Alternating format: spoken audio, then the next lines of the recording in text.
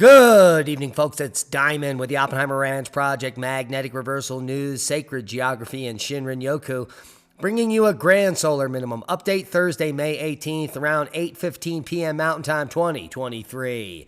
Count them, 9 M flares in the last 24 hours as the sun, picks up speed. We've got some incoming sunspot groups that are getting quite active, specifically this region, which is just about to be numbered. But the big story on this day in history, May 18th, 1980, Mount St. Helens erupts and triggers the largest landslide in recorded history. Keep calm, it's boom time. Washington's Mount St. Helens erupted for 9 hours on this day in history, May 18th, 1980. Killing 57 people and triggering the largest landslide in recorded history. Prior to the eruption, Mount St. Helens stood 9,677 feet, says the website for the United States Geologic Survey. It was the 5th tallest mountain in the state of Washington. But after the explosion, the entire top was sheared off. Everything changed on May 18th when the volcano erupted for the first time in more than a century. Once the dust literally and figuratively settled, after the eruption, it was discovered that Mount St. Helens had lost roughly 1,300 feet from its cone. And we're going to bring you over here to the USGS coverage of Mount St. Helens videos. There are multiple videos that you can watch. All of them are short, and all of them are awesome. Let's take a look at one of them. The eruption of Mount St. Helens on May 18, 1980, was one of the most dramatic geologic moments in American history. It was a Sunday morning, 8:32 a.m. Vancouver, this is it, was the excited call on the radio from David A. Johnston to his colleagues. Within minutes, the colossal eruption had caused hundreds of millions of dollars in damage, and 57 lives were lost, including Dave Johnston. For 2 months prior to that eruption, scientists with the U.S. Geological Survey and the University of Washington's Pacific Northwest Seismographic Network had been closely monitoring the volcano. All the deformation on the mountain was local to the mountain, and even more local than that was on the north side of the mountain only. In the nearly 2-month period before May 18, what was essentially happening at Mount St. Helens was that magma or molten material was moving up from some deep reservoir beneath the mountain up into the volcano itself. And it began to grow or form what we call a dome or a cryptodome inside the volcano. And that inflating body of magma or molten material actually broke the north side of the volcano and began to cause the north side of the volcano to expand out toward the north. We were measuring the rate of northward movement of the bulge at about 6 feet a day, and we knew that wasn't so good. Yeah, it wasn't so good. In fact, the volcano exploded, and it exploded in an amazing fashion. And it took out that guy that was the first geologist to report that it was happening. And it was a tragic as well as, it was hard to explain by many of the scientists. It was a day that they knew that they had lost people on the mountain, but also that they were witnessing one of the most spectacular geologic events in their lifetime. Come check out some of the footage and remember some of the people lost during the eruption, the historic eruption of Mount St. Helens on May 18th, 1980. Now on to the weather. Severe storm chances return for most of Oklahoma, and strong storms continue to increase across Alabama. And severe storms are possible Friday afternoon and evening throughout Alabama. Here's the full forecast. Air quality concerns across the northern states. This is due to the Alberta and the fires up in Canada, especially Western Canada. Heavy rainfall and severe weather for the southern states. There will be reduced visibilities and air quality concerns remain across the northern tier of the country due to upstream wildfires. Meanwhile, above normal and record warm conditions for parts of the West and Pacific Northwest headed into the first half of the weekend remain. Rainfall and thunderstorms Some severe are forecast in the southern plains, lower Mississippi Valley, and southeast through Friday. We've got heavy winds in the northern tier of Mich, some more frost warnings for southern Maine and central New Hampshire lingering, and frost warnings up for western North Dakota. So click on your county for more info.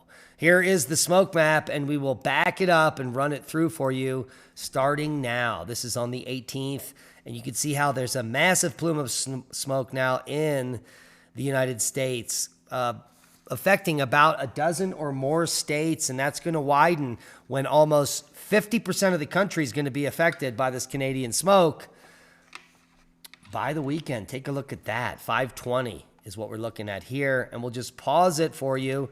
This is the 520 forecast. Smoke is going to move all the way down. Heavy smoke into Texas, the nexus of the Schmexus, as well as Oklahoma and Kansas. Kiss my sis. Can you believe that? The entire U.S. is being covered with smoke from Canada. But there is good news. But first, the bad news. Wildfires burn millions of acres in Canada, send oil prices higher. Wildfires burning across Western Canada have forced thousands of people to evacuate their homes and have prompted some oil and gas companies to curb production as blazes approach the pipelines. The fires have burned about 500,000 hectares, or 18,000 square miles, across Alberta, British Columbia, and Saskatchewan as of Monday. Not a fun day. 10 times the average area burn for this time of year. So it's definitely going to be one for the record books. And this is all according to NASA's Earth Observatory.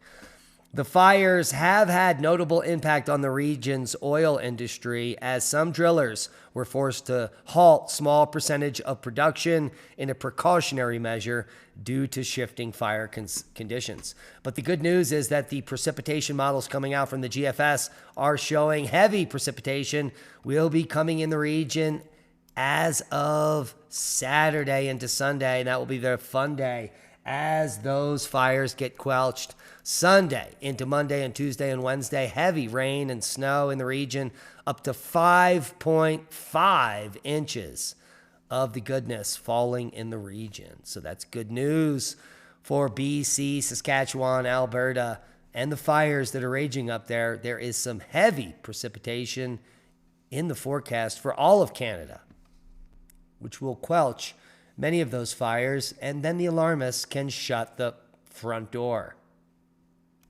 Now on with the climate classroom. How will this strong El Nino impact hurricane season? Well, it's good news. Over the past 30 years, La Nina years have produced about twice the number of hurricanes that El Nino have produced in the Atlantic Basin. And that's because El Nino's warming in the eastern tropical Pacific Ocean typically causes more wind shear to travel into the Caribbean and Gulf, inhibiting storms from forming, which is good news. But there is a complication this year. Sea surface temperatures in the Atlantic are very warm, the second warmest on record as of this point. And this extra energy available to developing storms could cancel out El Nino's effect. Or is that just fear-mongering? Typically, El Nino means less hurricanes in the Atlantic Basin. So, based on that, we can just wait and see what happens. As the anthropogenic global warming party switches their drought doom and gloom from Western U.S. to Europe, I think Europe is now under a deluge as well. How do you like them apples? Seismic update. No quakes of note. We do have this 5.2 in Greece up at the surface. That could have caused some damage. But overall, all is quiet on the Western Front. Worldwide volcano news update. We've got Reventador to 15,000 feet.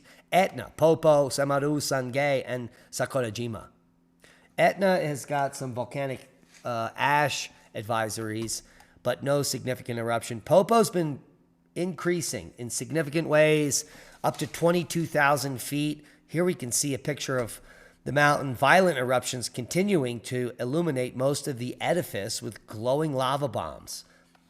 How the people sleep in the cities downslope is beyond me. Let's take a look at some of that action at Popo. And let's listen to it. Wow. Holy macaroni. This is from the eruption on the 17th, which was quite significant. Massive lava bombs, as we can see here. And booms as well. The renowned Mexico's Popocatépetl volcano has reignited, displaying significant activity within the past day. Well, thank God for that AI voice, or I wouldn't have known. Absolutely beautiful. We're going to link you to all. By the National Center for Disaster Prevention. All of the links will be below as we shut off the AI voice generator. Give them a thumbs up there at Just As It Is, whatever channel that is. And here we are looking at the solar disk currently. We've got a moderately large sunspot down in the southern portion here, but this plage with some minor sunspots moving into the region is the one that has been flaring over just less than 10 M flares in the last 24 hours. Hours of powers. Another one kicking off here at M5.3. Prior to that, it peaked at M4.5. The one prior to that is M3.8. And before that, M2.2. Who knew? Now you do. So we've got a region on the sun. Let's see if they have numbered it. Nope. Yep, active region 3311 is the culprit. And active region 3310 is another threat as another plage is moving into the fray. So solar activity has been ramping up for 36 hours. You can see that line straight up. And we will see if the Earth-facing quiet holds true in the next 24 hours, because this should just drop off a cliff to nowhere. But in the meantime, we could get some significant M, maybe even an X flare from the situation as the time moves forward. We do have the approach of a glancing blow CMA that was forecast from NOAA, which says that a CME might deliver a glancing blow to Earth's magnetic field on the 21st. And here we can take a look at that imaging from the solar wind prediction here. That is the CME in question. A little bit of enhanced, nothing spectacular, a few bumps there. I wouldn't expect anything. The biggest effect will be from the coronal hole stream here in the coming days. Here we are over at ISWA, and we can see a coronal mass ejection shooting out the back of the sun here. I'm going to refresh this to make sure there's no updates. Well, that's taken a minute.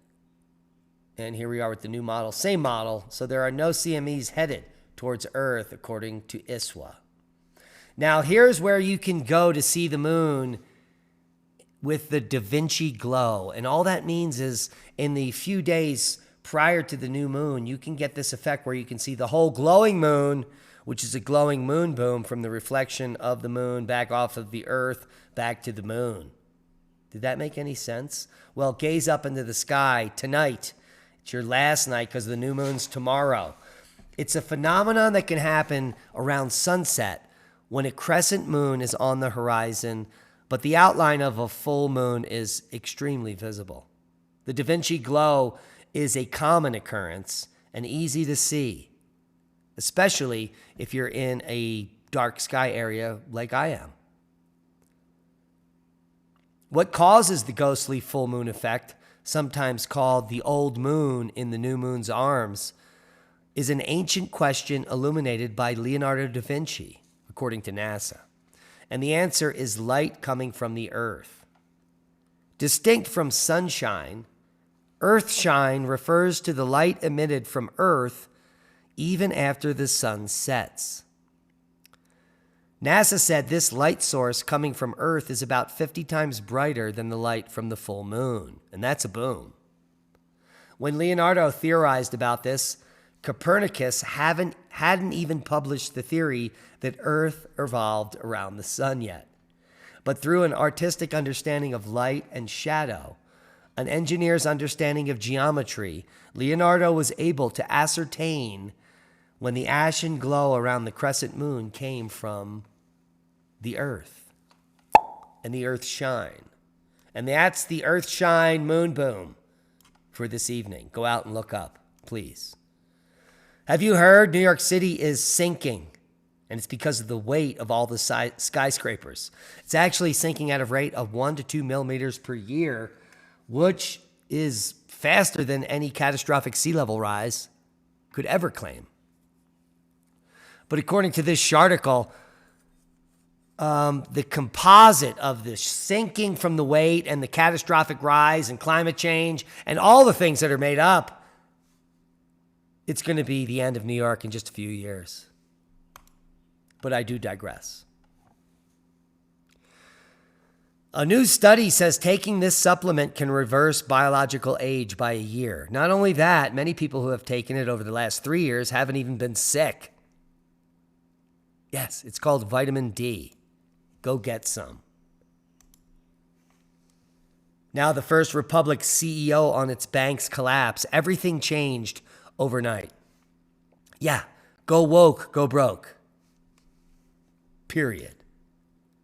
And did you know that polls show that almost no one trusts the U.S. media after decades of war propaganda and lies, especially about the Wu flu? And now we've got the Durham report, which concluded that the FBI should never have launched a Trump-Russia probe. They had no evidence, yet they did it anyway to influence an election. This is treason.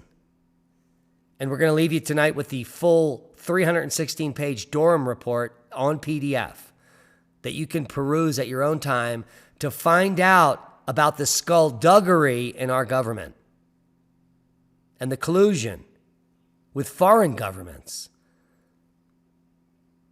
Now, this is not government-wide. This is the Democrat Party colluding with the FBI and the CIA to subvert our elections. We are in a civil war, whether you know it or not, and things are only going to escalate from this point forward. I hope you're preparing. We warned you now for the last decade. Be prepared, and that's a boom. Share this video as we are shadow banned because the powers that be don't want you to know this information. Become a Patreon, support the work we do. We love you. Be safe. Share this video. And that is a boom.